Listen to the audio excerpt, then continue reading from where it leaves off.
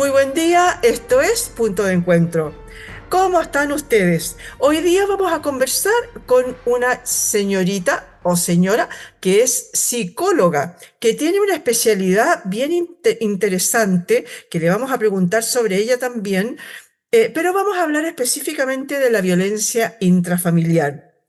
Ese maltrato que afecta la vida, la integridad física o psíquica y que se comete contra integrantes de la propia familia o de la familia de la pareja, ¿no? Como los papás, los abuelos, los bisabuelos, entre ellos, etcétera. Y hay una cosa que me llama la atención y que dice que contra los padres o madres de un hijo en común y menores de 18 años, discapacitados o mayores de 60 dependientes del grupo familiar. ¿Qué significa eso de dependientes? ¿Solo quienes vivan en el mismo hogar? Bueno, todo eso le vamos a conversar con Florencia Cox. Ella es psicóloga, máster en psicología jurídica y peritaje psicológico forense y docente de la Facultad de Psicología de la Universidad del Desarrollo. ¿Cómo estás tú? Muy buen día, un gusto de recibirte. Muchas gracias, Miriam. Bien, ¿y tú? Muy bien, todo bien por acá. Oye, cuéntame un poquito sobre tu título, me llamó la atención porque esa especialidad es poco vista, el tema del peritaje psicológico forense. Cuéntame un Exacto. poquito de qué se trata. Sí, es una especialización que uno realiza en el área de la psicología jurídica, precisamente en peritaje, que son las evaluaciones forenses que uno realiza en distintos ámbitos para apoyar en el fondo a los tribunales de justicia de nuestro país, como especialista en la disciplina, que es la psicología. Ya, claro, efectivamente la psicología jurídica en Chile es algo que se ha venido desarrollando en los últimos 20 años. Hay pocos programas de formación de momento, a diferencia de otras áreas de la disciplina como la psicología clínica, por ejemplo, educacional. Y la especialización que yo realicé, la realicé en España y la hice específicamente en víctimas de delitos violentos. Ya yo he trabajado mayoritariamente con víctimas, niños víctimas de abuso sexual, por ejemplo, o violencia intrafamiliar. Existen otras áreas de la psicología jurídica que tienen que ver con personas que cometen delitos, pero es un área que tiene muchas especializaciones y distintas ramas en el fondo. Entonces, hay personas que se especializan más en víctimas, que sería mi caso, y personas que se especifican más en victimarios, en conducta agresiva, por ejemplo. Igual uno maneja, por supuesto, mayoritariamente, o sea, en el fondo, de todos los tipos de temas, pero se especializa en uno en particular, ¿cierto? Por supuesto que sí. Qué buena la aclaración. Oye, cuéntame ahora, hablemos de la violencia intrafamiliar. ¿Te parece? Hay varias cositas que a mí me llamaron la atención, lo que dije en un comienzo. Porque, ¿qué Mm. significa dependientes específicamente? Y solo significa con aquellos que vivan bajo el mismo techo, ¿me das cuenta? Exacto, exacto. Que dependan en el fondo de personas del grupo familiar, por ejemplo. Cuidadores, puede ser también, quizá no precisamente familiares, pero sí de un mismo hogar. Ya, que vivan bajo el mismo techo. Ahora, también otra cosa que me llamó la atención es el tema de que dice menores de 18 discapacitados o mayores de 60 que sean dependientes. O sea, yo le puedo pegar a mi mamá de 58 y no me pasa nada, o pasa algo con, por ejemplo, con los menores no sé, pues, se ejerce violencia contra uno de 20 y tampoco pasa nada. Claro. ¿Por qué especifica eso la ley? Especifica eso porque la persona cuando es dependiente no está en el mismo nivel de poder que una persona que comete la agresión. En el fondo, claro, un niño menor de 18 años es muy probable que no tenga las mismas herramientas, incluso a nivel físico, para poder defenderse ante una agresión. Al mismo tiempo, claro, una persona quizás con discapacidad física tampoco la va a tener, y un adulto mayor de la misma manera. Por lo tanto, en los tribunales de justicia tiende a ser un agravante del delito cometido en términos de violencia. Ya. Ahora, una cosa que quería que me aclararas. En general, cuando se habla de violencia intrafamiliar, se piensa Ujú. inmediatamente en violencia contra la mujer. Pero parece que no necesariamente lo es solo eso, ¿no? Sino que contra cualquier otro participante, digamos, de la familia, ¿no? Por ejemplo, el tema de los niños, ¿no? De algún discapacitado, de un abuelito, de una mamá, etcétera. No necesariamente es entre una pareja y la violencia de género. ¿Me podrías explicar un poquito cuál sería la diferencia y por qué se hace esa diferencia, ¿no? Porque en general uno dice violencia intrafamiliar, ah, le pegaban a la señora. Es lo típico, ¿no es cierto? De hecho, se dice así también porque ser mujer es un factor de riesgo de violencia intrafamiliar. O sea, estadísticamente y también por un tema cultural, las mujeres somos quienes más recibimos violencia intrafamiliar como grupo etario solo por ser mujeres. Y al mismo tiempo los menores de edad también. Es un factor de riesgo ser menor de edad, eh, como adolescente o niño, menor de edad, menor de 18, y también ser mujer. Y esto en realidad no tiene que ver mucho con temas biológicos, si bien, claro, podemos pensar que los hombres tienen fuerza física, ¿cierto? Tiene que ver con un tema cultural también. Es muchísimo más complejo que solamente a nivel individual. De hecho, nosotros en general en la psicología, cuando analizamos este tipo de fenómenos, los analizamos a nivel individual, a nivel relacional y a nivel también contextual e histórico, ¿cierto? Que puede cambiar, por ejemplo, de un país a otro en distintas épocas, pero actualmente, a pesar de que se problematiza mucho la violencia intrafamiliar contra las mujeres, sigue siendo un tema y un factor de riesgo ser mujer. Perfecto. Oye, tú supongo que por tu profesión, aparte de que eres académica de la universidad, tú tienes que ver muchas veces con, ¿haces apoyo como psicóloga forense o no? ¿Apoyo te refieres, por ejemplo, a terapia? ¿A Sí, apoyo a peritaje tal a... cual. Claro, lo que se hace en general en los peritajes, en estos casos, hay dos tipos de evaluaciones. Una que es una evaluación de daño, ¿cierto? Que se hace a menores de edad de daño que pudiese generar ser testigo o víctima de violencia intrafamiliar. Eh, Porque en el fondo ser testigo también tiene secuelas muy importantes en los niños, que de hecho incluso puede repercutir a nivel comportacional una vez que el niño ya sea adulto. Y también se hacen evaluaciones en caso de los adultos a las personas que son víctimas de delitos violentos como adultos. Pero se separan las evaluaciones porque es muy distinto una persona en desarrollo que una persona adulta, ¿cierto? Entonces, eso es lo que se hace en general en la psicología jurídica, que tiene que ver con la victimización. Perfecto, claro, claro que sí, lo que tú dices, el ejemplo básico que se ha puesto tanto por lo demás, del caso de esta señora de Nabila Rifo, cuyos hijos Mm. presenciaban y que al final terminaron matando al hechor, digamos, de la violencia, ¿no? Sí. Al victimario. Cuéntame, esa violencia que se ejerce contra esta víctima X, digamos. Eh, Ujú. Tú estudias más bien y acompañas, me imagino, más bien a los abusados, no a los abusadores. Tú me explicabas recién lo de la Exacto. especialidad, ¿no es cierto? Cuéntame, ¿cómo se maneja el tema? En general se dice que hay muchas mujeres que defienden, que dicen no, si va a cambiar, o que lo justifica, o que empatiza con el victimario, ¿no? Perdón, sí, claro, con el victimario.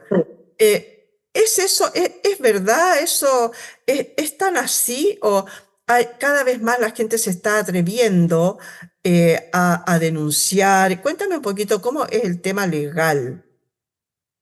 Yo te diría, Miriam, que son ambas cosas. Por una parte, estar dentro de un círculo de violencia es un fenómeno muy complejo porque efectivamente no siempre la persona agresiva es agresiva o violenta, sino que pasa por un ciclo. ¿Ya? Cuando hablamos de factores de riesgo a nivel individual y a nivel más contextual o relacional, cuando hay factores estresantes, la persona tiende a comportarse de manera más agresiva.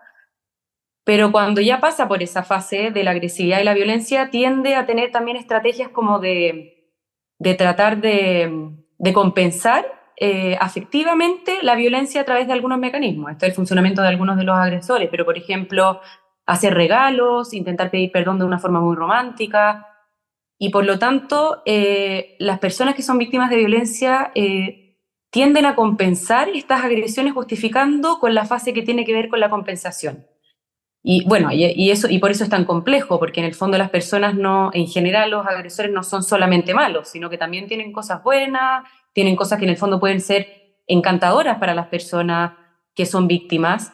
Puede ser que también, como dices tú, justifiquen, pero tiene que ver con un mecanismo defensivo también. Puede ser que también la persona, hay, como te digo, hay muchos factores de riesgo, pero por ejemplo que la persona que es víctima sea dependiente económicamente del agresor, que tengan hijos en común. Eso es algo que de hecho perpetúa mucho la violencia también y que se mantengan estas relaciones, porque finalmente mantener una relación violenta puede ser incluso más práctica y funcional que separarnos, denunciar y limitarme dentro de todo lo que tiene que ver con lo económico, lo relacional. Es un fenómeno, la verdad, bastante complejo del cual salir para las personas que reciben la violencia.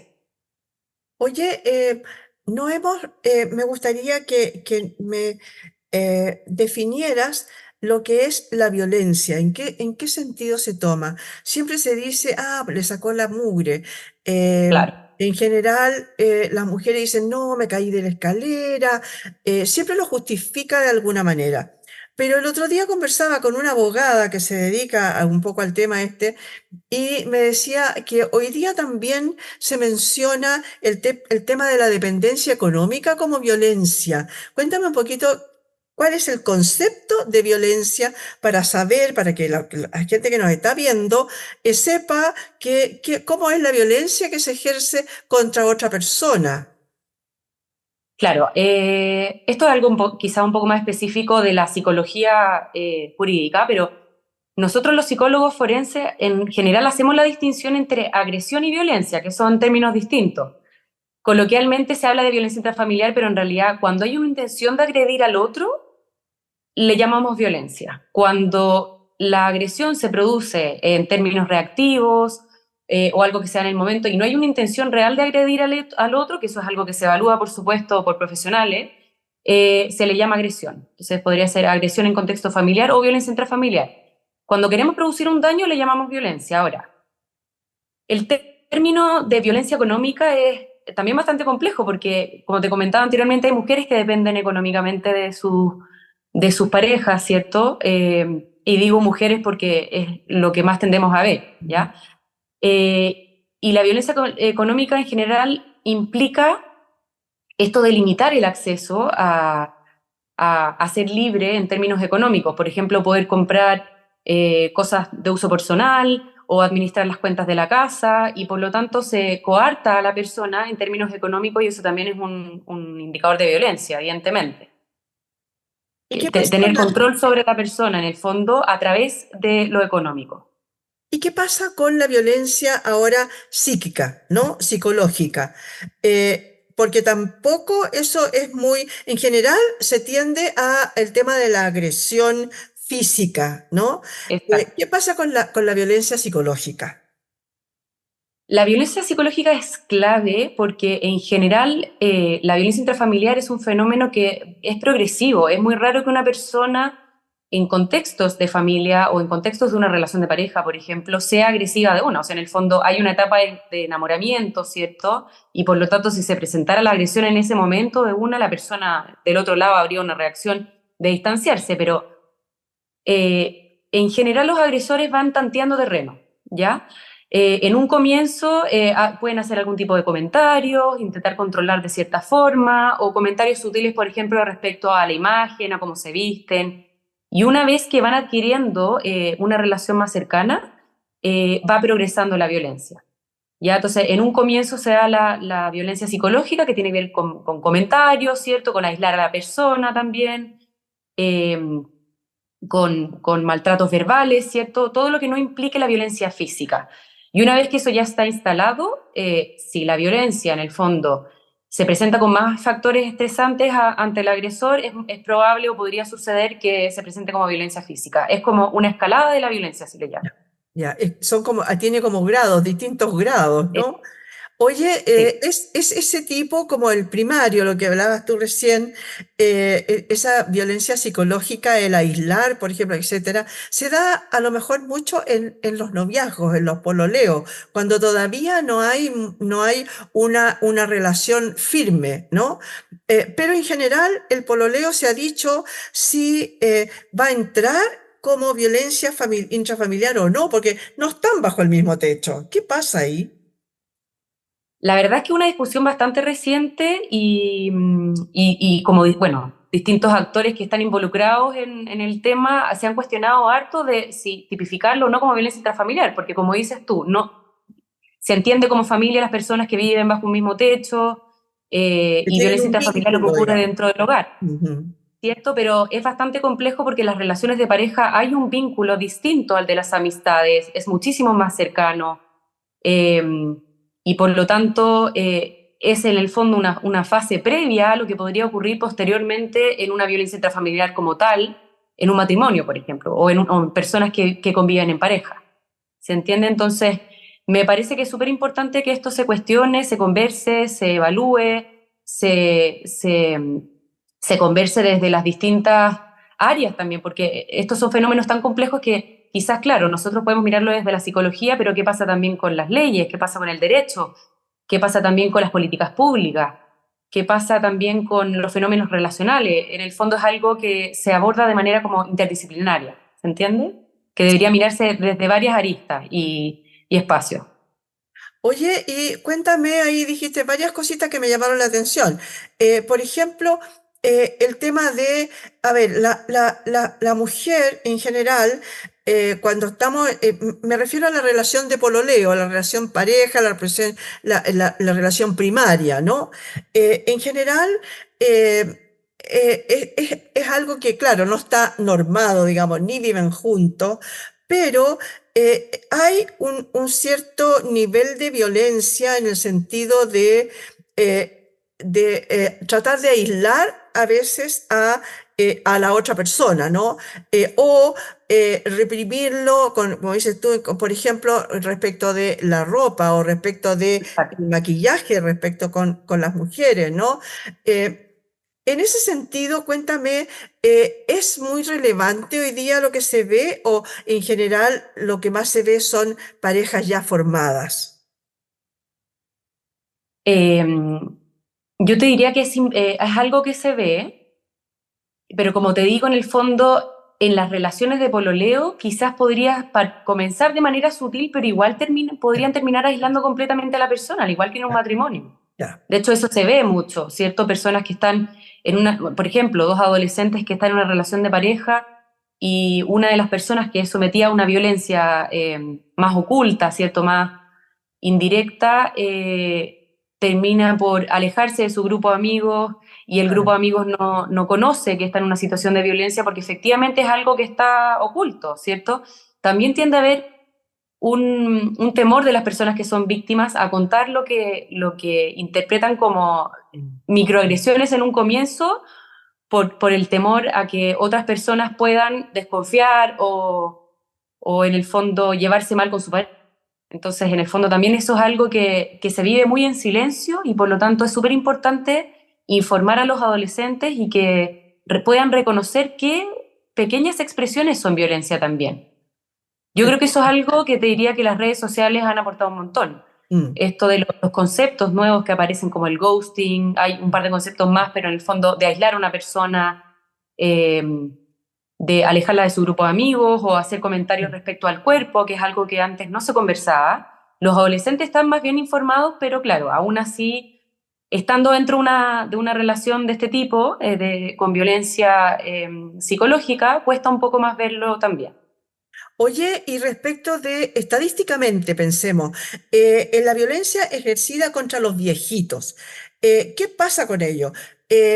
No me refiero, no me quiero referir a aquellos, por ejemplo, que de repente vemos en las noticias, desgraciadamente, con noticias, por ejemplo, en asilos de ancianos, cosas así, sino que la violencia ejercida contra un adulto mayor que vive con su familia, ¿no?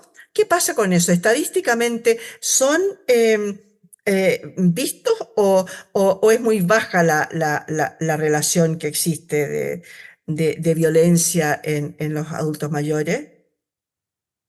Yo te diría, yo en general he trabajado más con niños y adolescentes, muchísimo Ya, más que con adultos mayores, pero el hecho de ser adulto mayor, como hablamos anteriormente, te hace, podría ser dependiente y por lo tanto que sea un factor de riesgo. más En el fondo, vulnerable. exacto, que son más vulnerables a sufrir violencia por el hecho de que dependen de otras personas quizás para movilizarse, para realizar trámites, para hacer tareas de la vida cotidiana y por lo tanto, bueno, hemos visto casos mediáticos, ¿cierto?, de cuidadores incluso que ejercen violencia contra los adultos mayores y eso me parece gravísimo, pero es algo que es muy difícil de ver porque efectivamente de pronto están un poco más en sus hogares, ¿cierto? Con temas de dependencia, menos a la vista de la gente, más aislados quizás, y por lo tanto sería más complejo de visibilizar. Claro que sí, bueno, lo que se visibiliza mucho, a veces también en las noticias, desgraciadamente vemos, por ejemplo, cuidadores de niños, ¿no? Que ejercen violencia, pero en ese caso no sería violencia intrafamiliar, sería solamente violencia nomás, ¿no? Sin el apellido me refiero, porque están en situación de dependencia, pero son empleados, ¿no? Claro, sí, ahora, si bien quizás no se tipifica como violencia Ujú. intrafamiliar, entiendo que igual hay un agravante por el hecho de depender de esta persona directamente, ya sea un cuidador en el caso de los niños o el cuidador en el caso de un adulto mayor. Eso es un agravante y tiene todo el sentido que lo sea así. Oye, ¿qué opinas tú de eso que muchas mamás, mucha gente dice, yo fui a hacer la denuncia y me dijeron, bueno, ¿y qué le hizo usted, señora? ¿No? O se la andaba buscando. Eh, Claro, ¿qué opinas de eso? No es una fórmula como muy de acogida, ¿no es cierto? para nada. De hecho, las personas en general que reciben denuncias de este tipo deben estar capacitadas para contener psicológicamente, porque claro, el hecho ya de hacer una denuncia por violencia puede ser tremendamente traumático para una persona, puede ser que le genere mucha afectación emocional, no solamente al niño, sino que a los padres también, a las personas que hacen la denuncia. Entonces, es súper importante contener en ese momento, en un momento tan delicado como al hacer una denuncia. Ahora, también el tema de los cuidados parentales es un tema porque efectivamente los niños dependen de sus padres, pero podría generarse también, que es lo que comentábamos anteriormente, que una madre que denunció a un padre, por ejemplo, que ejerce violencia contra el hijo, también esté dentro de esta dinámica, ¿cierto? Que sea víctima también y por lo tanto a ella le va a costar más también visibilizar esta violencia. Entonces es muchísimo más complejo de lo que la gente cree en realidad. Claro que sí. Oye, para ir terminando, cuéntame, siempre se escucha de repente que dice, quedó con prohibición de acercarse o con... en general uno piensa, a ver, ¿quién fiscaliza eso? Porque en realidad las tobilleras incluso, cuando ya son un poco más graves, ni siquiera eso dan resultado. ¿Qué se puede hacer en ese caso? ¿Cómo se protege a la mujer? ¿Existen de alguna manera, o a los chicos? A los niños a lo mejor son sacados, ¿no?, de sus casas y se llevan a un hogar, etcétera. Niñez feliz, ¿no? Pero, ¿qué pasa con las mujeres, por ejemplo? Muchas de ellas dicen, como dices tú, bueno, yo dependo de él, yo no trabajo, no tengo entrada, no tengo hijos, ¿para dónde me voy con mis hijos, etcétera? Pero las medidas de alejamiento, etcétera, ¿son efectivas o no?